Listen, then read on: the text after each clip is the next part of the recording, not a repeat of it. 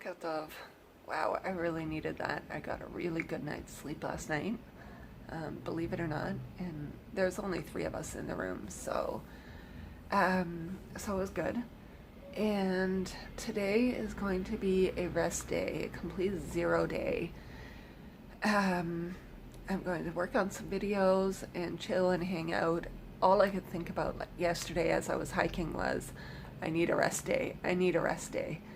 After a couple of days of dealing with heat exhaustion or heat stroke or whatever it was, I really need this. So we're going to do that today, and tomorrow we're going to continue on. But I'm going to show you a little bit of this village, which I'm told is the only Arab village or town on the Mediterranean Sea in Israel. Akko and Jaffa are considered Arab towns too, but I guess they're mixed. Like, they're not really just Arab. This is really an Arab fisherman's village, and quite unique. So we'll show you more of that. So I'm walking around this little Arab town looking for supplies, and there's roosters walking down the street. So this is, like I said, it's apparently the only like fully Arab village on the Mediterranean Sea. I'm told it's the poorest village in all Israel, and it has a lot of reported crime, and the Shvil goes right through here, and the people who are running the guest house where I'm staying are trying to run it as a social project, and I'll try to get some of them to speak about it some more. But they have a bunch of projects that they're working with youth leadership and women's employment and empowerment projects. And they have down by the sea, they have a project where kind of a WeWork type of project where you can rent kind of an office space by the sea and do some work.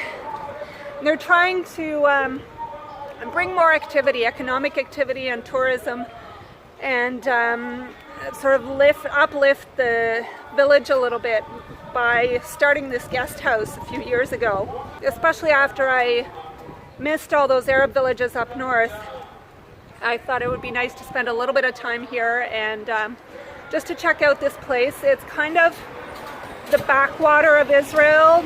It's called Jisr, Zarka, and when you say you're coming here, and I've already had some of these reactions from people when I said I was staying here, that the Jewish Israelis and the Arab Israelis, everybody sort of thinks that it's kind of the backwater and it's very crime ridden.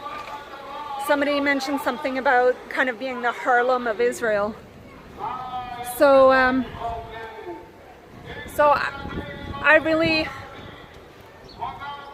it's basically a fisherman's village begun by a bunch of Bedouin about, I don't know, 150 years ago when they moved to the coast and settled here and started this village, which has grown around their early settlement. And it's a fisherman's village. And I'm going to go to the beach in a little bit and show you the beach. But right now it's a little too hot for that. So this is the fisherman's village over there. It's not really perhaps the best picture of it. But that's the beach hub where they're trying to encourage economic development by giving people the opportunity to rent a space and a computer to work on the beach. And it's right on the beach here, on the beachfront, and people go out, they go fishing.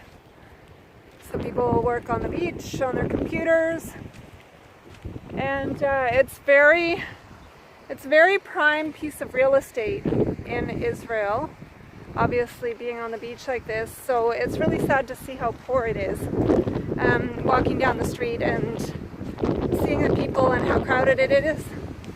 I think there's a lot of factors going into that, but some people are trying to help and improve things for the people. So let's hope that they can accomplish something. Hanging out at the beach on a 0 day, and I see some other hikers over there. I don't recognize those ones, but of course they're not wearing their hiking gear, so maybe that's why. But lovely, lovely beach. Not so lovely the factory over there somewhere that you might be able to see in the background. And yeah, just chilling, having a good time on a 0 day. The water is not too bad, but I'm not going to swim today, so woo! Actually, it's actually not bad. Not bad at all. Should have brought my, guess what? I have my underwear bikinis, but yeah, maybe I won't swim today, maybe another day. That is the village of Jisr Zarka, where I'm staying. This is Geneviève. Shalom. And she works at the guest house where I'm staying in Jisr Zarka. Jisr Zarka, Israel, the only Arab village on the Israeli coastline. Okay, so why don't you tell us a little bit about the guest house here and how it came about and the different programs that you're doing here. All right, so you arrived at Juchas Guest House. It's a social business, an initiative originally initiated by Neta Khanin and Ahmad Joban. So Neta was a Jewish lawyer who decided to start a social business after she discovered the village of Jisr Zarka. You should know that Jisr Zarka is one of the poorest villages in Israel, and also the last Arab village on the coastline of the Mediterranean. So when Neta discovered this village, she decided to go for a partner and look for a local partner. She eventually met Ahmad, an Arab Muslim of the village. And they partnered together to open a very special guest house, the Juchas Guest House. So the Juchas Guest House functions as a guest house. It's a hostel. We get people coming. We encourage people to come and visit and stay. We offer them sleeping accommodation. And all the while, we actually promote the socio-economic development of the village. So what we do is we teach, we manage to create programs which teach people how to use this new tourism that we're developing in order to create new means of livelihood. For instance, we help businesses to develop and serve the tourists. So it's an opportunity for people to create small shops and serve tourists and give them sell what the tourists might need. And we also create workshops.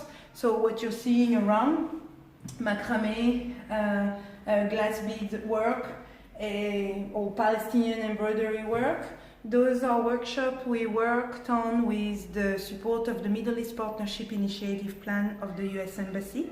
And we created, along with my work partner Michal Sadeh, workshops in order to teach 90 women over the course of 18 months 6 different types of workshops. So each 15 women received 3 months of workshops and they learned one handcraft. A handcraft that they would learn to use to create souvenirs and product that they could then sell to the tourists who stay in the guest house. So it's like a circle. And as for myself, I would say that my part in the guest house arrived as a volunteer. I discovered the village randomly because a friend of mine took me to his village while I was studying 6 years ago, and I met Neta, the woman who started the guest house, randomly. She was actually at this time just renovating the building with Ahmad and creating the guest house. And long story short, I did my practicum project, founded a group of young leaders. I began teaching leadership in English, and we realized that kids were learning English extremely quickly in our group. So in an average of 6 months, kids were coming from zero English to fluency. And this because they were given a platform on which they could express their feelings about the difficulties of their village, the violence that they experience, the poverty linked to the poverty. and it started giving a new outlet to those kids, and those kids are now changing the village. Every families are becoming more open. They're getting used to see foreigners from all over the world, and the whole mentality is changing. The whole desire, it's developing a thirst for knowledge, for knowing and meeting people from all over the world, and so and understanding more of the world. So for a village which was originally even isolated from the larger Israeli society, it's now a village that receives people from America, from Canada, from all over Europe, and so on and so forth. And it's an amazing experience to be part of this. I feel privileged to see the change in the village for the past 6 years.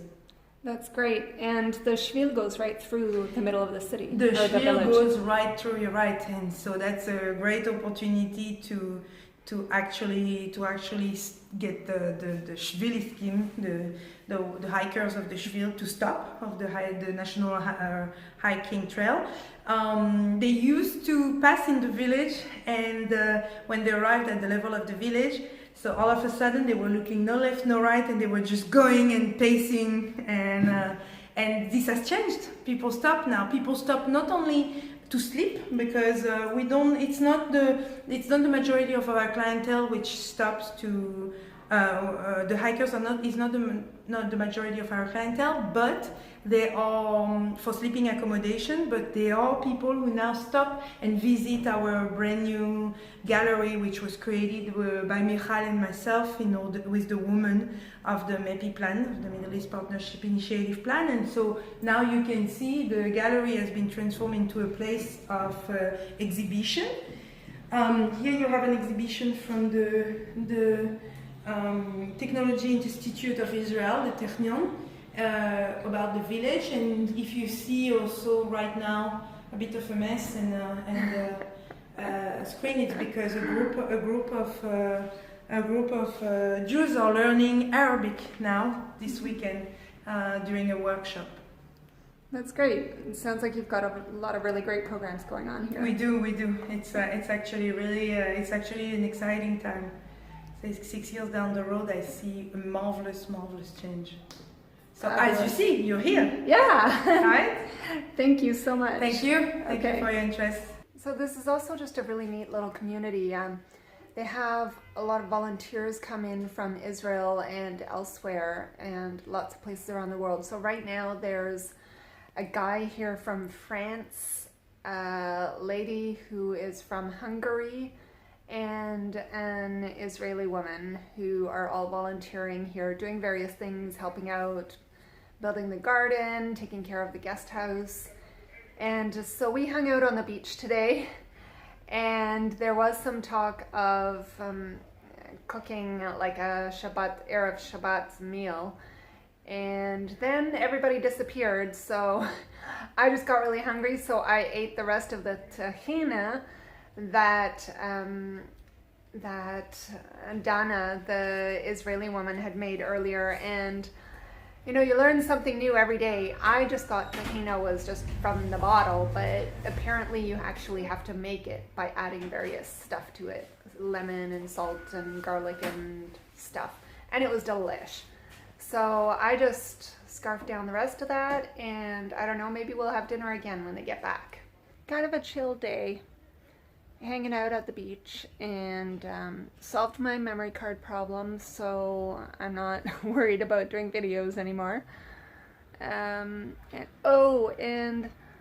the thorn and bramble bush from yesterday, turns out that apparently there's another path by the aqueduct, another Shvil, I imagine, by the aqueduct that I could have taken that did not go through the licorice smelling thorn and bramble bush from hell.